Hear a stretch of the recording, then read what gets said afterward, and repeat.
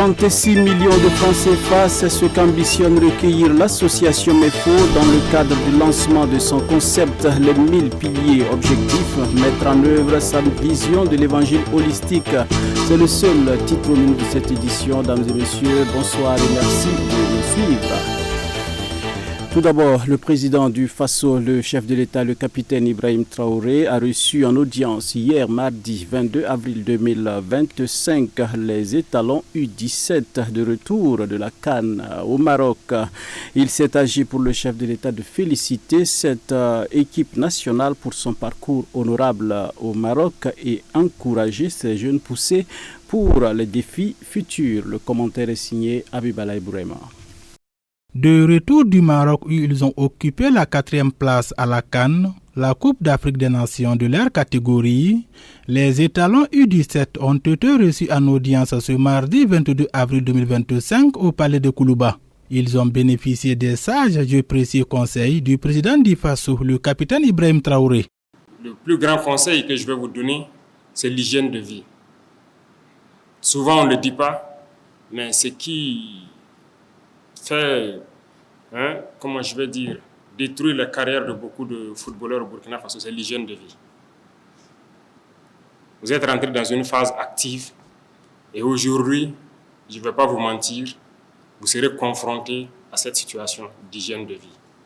Ça contribue à détruire beaucoup de carrières. Pourtant, autant que vous êtes, vous pouvez être dans le plus grand club de ce monde-là. Ne doutez même pas de vous. Donc, soignez votre hygiène de vie. Concentrez-vous sur votre objectif. Vous ne vous appartenez plus. Vous êtes comme moi désormais.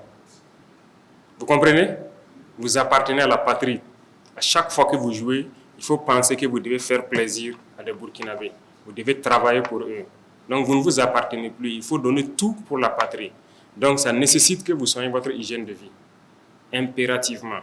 Et vous devez être des stars, des grands athlètes de ce monde. Hissez-vous le drapeau du Burkina Faso. J'aimerais que dans peu de temps, quand on vous voit dans le plus grand club du monde là, et qu'on vous voit jouer en temps plein, qu'on dise que ça, ce sont des Burkinabés qui sont en train de faire le travail. OK? Quant au capitaine des U17, il a remercié le président du Faso pour les commodités mises à leur disposition pendant cette CAN, tout en promettant de hisser le drapeau du Burkina Faso plus haut lors de la Coupe du Monde et des échéances à venir. Monsieur le Président du Faso, nous vous remercions pour nous avoir permis de nous préparer convenablement. Notre objectif, qui était de nous qualifier pour la Coupe du Monde et de remporter la Coupe d'Afrique, est atteint à moitié. Nous vous promettons de hisser encore plus haut le drapeau de notre cher pays au mondial. La patrie la mort nous vaincra. Combien de buts avons-nous marqués hors des 18? Le ministre chargé des Sports, Roland Somda, a traduit sa gratitude au président du Faso. Pour lui, les conseils donnés vont permettre de galvaniser davantage les poulains. Le Premier ministre Harim Talba Jean-Emmanuel Ouedraogo, représentant le président du Faso, le capitaine Ibrahim Traoré, a lancé à Bobo Dioulasso la 3e édition du mois du patrimoine burkinabé. Cette célébration culturelle qui se tient sous le thème patrimoine culturel et développement économique. Le président du Faso a marqué l'occasion pour encourager le peuple burkinabé à s'impliquer dans ce mois de solidarité, dans ce mois de patrimoine burkinabé pour un meilleur succès. Toudasida Salam Ouedraogo nous fait le compte-rendu. C'est parti pour la 3e édition du mois du patrimoine burkinabé. Pendant un mois, les Burkinabés sont appelés à magnifier les valeurs qui constituent le socle de leur identité. Pour la présente édition lancée à Bobo Dioulasso, le thème est « Patrimoine culturel et développement économique », un thème qui invite à une réflexion profonde sur la place de la culture dans le développement national. Cet événement est un rendez-vous d'identité et de mémoire. Un temps fort pour honorer et perpétuer l'essence même de notre nation, notre patrimoine culturel. À travers cette célébration, le peuple burkinabé magnifie les fondations profondes de son être collectif. Il rend hommage à ses valeurs, ses savoirs ses expressions, ses lieux de mémoire et affirme fièrement son ancrage endogène dans le monde contemporain. Pour cette 3e édition, nous sommes appelés à réfléchir sur le thème patrimoine culturel et développement économique. Ce thème interroge notre capacité à faire de notre culture un moteur économique, un levier d'innovation par nos artistes, artisans et entreprises. Il s'agit de faire de nos traditions, de nos croyances, de nos récits et de nos créations des ressources pour le développement et le bien-être de nos communautés. Dans son discours lu par le Premier ministre, le président du Faso, le capitaine Ibrahim Traoré, a lancé un appel aux Burkinabés de tout rang et de toute classe à s'approprier ce mois du patrimoine afin d'en faire un succès. Je lance alors un appel à toutes les forces vives de la nation. Engageons-nous avec ferveur durant ce mois dédié à découvrir, faire découvrir et célébrer notre héritage commun. Seul ou en famille, en groupe socio-professionnel ou associatif, visitons nos sites historiques répertoriés, mettons en vitrine les moins connus et célébrons nos valeurs culturelles dans nos actes au quotidien. À ce rendez-vous de la célébration de notre patrimoine, j'engage aussi les médias, les intellectuels et tout détenteur de savoir à entretenir l'opinion publique dans un esprit d'exaltation de nos valeurs et de la cohésion sociale. Je m'adresse tout particulièrement aux chefs traditionnels et coutumiers, aux guides religieux. Votre rôle est central, puisque votre voix porte, votre implication est essentielle. Assumez donc l'héritage de notre patrie en transmettant la flamme vivifiante de l'esprit d'un peuple debout depuis des siècles. Aux acteurs culturels, touristiques et économiques, vous êtes les stratèges et les ambassadeurs de notre culture. Soyez les porte-étendards de la destination Burkina Faso. À la jeunesse, vous êtes les bâtisseurs de demain. Que ce mois soit un moment d'initiation et de fierté. Affirmez-vous dans vos racines, affirmez le Faso sans complexe. Le lancement de la 3e édition est aussi l'occasion de faire un bilan des éditions précédentes. Le ministre en charge de la culture, des arts et du tourisme note un impact considérable. Depuis son institutionnalisation, 2 éditions se sont déroulées en 2023 et 2024. Des résultats intéressants ont été engrangés. À titre illustratif, les activités de la 2e édition ont contribué à booster la fréquentation des musées, lieux de mémoire et espaces de diffusion culturelle. Selon les statistiques collectées, le taux de fréquentation du Musée national du Burkina Faso s'est accru et a atteint le niveau record de 160% en 2024, soit 44 732 visiteurs de plus.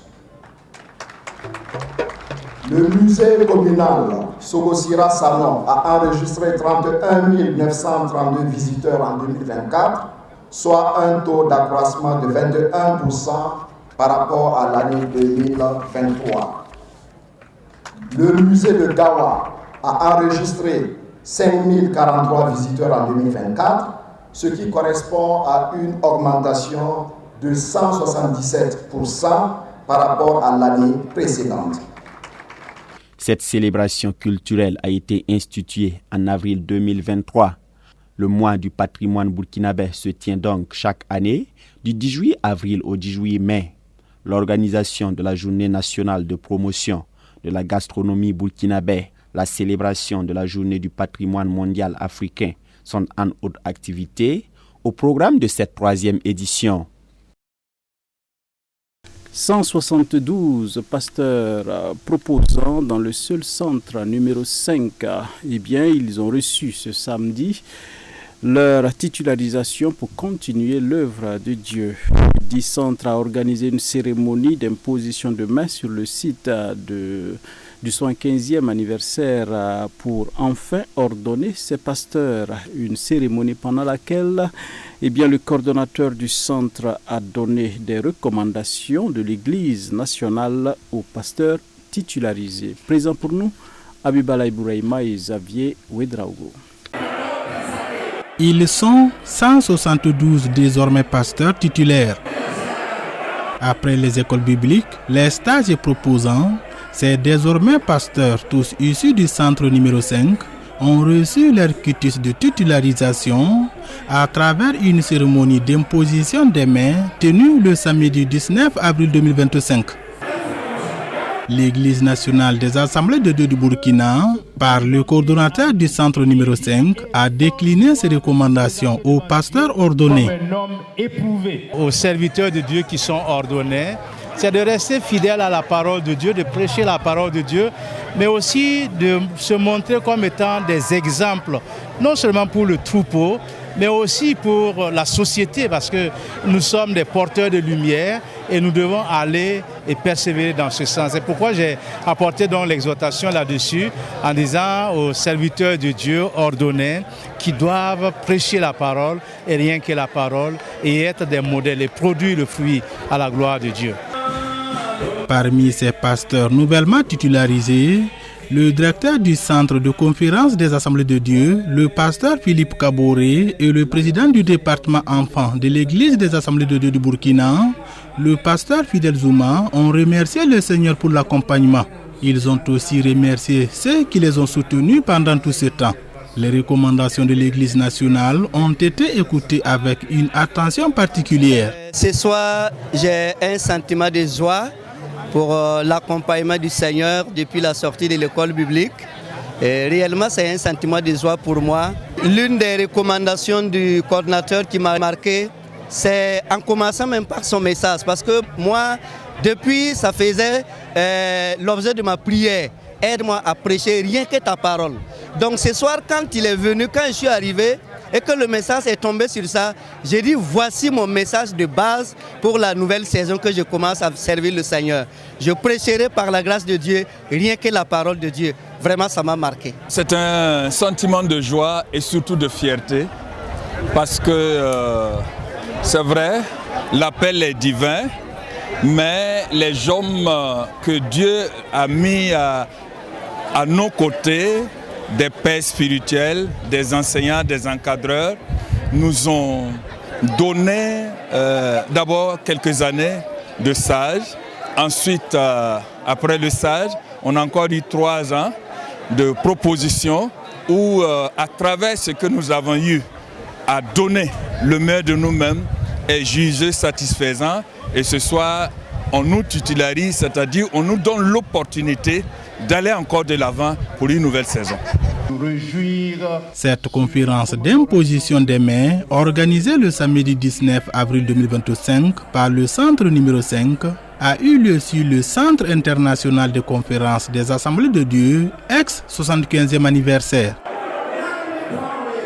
36 millions de francs CFA, nous le disions tantôt, c'est ce que le mouvement évangélique de la foi et des œuvres envisage récolter dans l'espace d'une année pour la mise en œuvre de sa vision de l'évangile holistique. Le lancement du concept Les 1000 piliers a eu lieu dimanche dernier et c'était en présence de Delphine Banessi et Gédéon Tapsova.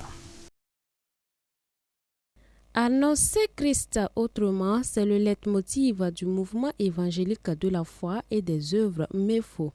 En effet, le mouvement ambitionne développer une nouvelle manière de l'évangile holistique en combinant salut et compassion, d'où le lancement du concept Les 1000 piliers visant à mobiliser des fonds pour la réalisation de la vision, à en croire le promoteur.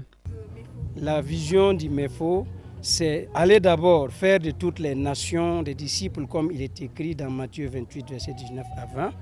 Et en apportant cet évangile aux populations d'ici et d'ailleurs, nous allons associer par des œuvres sociales. Ça veut dire que, je prends un exemple, vous arrivez sur un site PDI où les gens manquent de tout. et vous leur dites seulement que Dieu est amour et vous continuez. Ça ne va pas passer. Il faut apporter à manger, il faut apporter des faits d'habillement. S'il y a des malades, il faut les prendre en charge.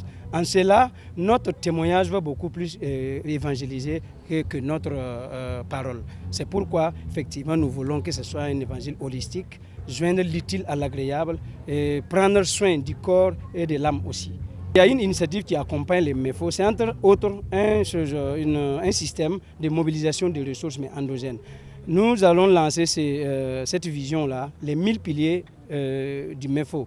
C'est-à-dire ces 1000 personnes que nous allons en tout cas demander la souscription et chacun donne à partir de 100 francs par jour. Le mois, chacun donne 3 000 et l'année 36 000 francs. Les 1000 réunis nous donnent la somme de 36 millions. Nous estimons que c'est énorme, ça peut faire beaucoup de choses. Voilà, c'est une vision entre autres. Au-delà de ça, nous allons collecter des effets d'habillement que les gens ne portent plus ou qu'ils portent mais ils veulent donner, des vieilles motos que les gens n'en montent plus, des vieux vélos que vous n'en voulez plus. Il y en a qui sont aux confins du pays qui en ont besoin. Il y a des pasteurs qui ne peuvent même pas se déplacer parce qu'ils n'ont pas de moyens de déplacement. Et les personnalités présentes à cette cérémonie de lancement de saluer la pertinence de la vision tout en assurant leur accompagnement pour la réussite de l'œuvre. Le programme de ce mouvement qui est vraiment très riche et qui rentre dans le cadre de soutien des personnes dédiées, des pasteurs à la retraite, c'est vraiment une bonne vision. Nous pensons qu'en tout cas on est très satisfait quand on a vu le programme et on est prêt à soutenir ce programme-là. Tout ce qui rentre dans le cadre de mouvements qui peuvent conduire, qui peuvent aider les personnes diminuées, vraiment nous sommes très satisfaits. Je dirais même que ce n'est pas un mouvement en tant que tel, c'est un corps.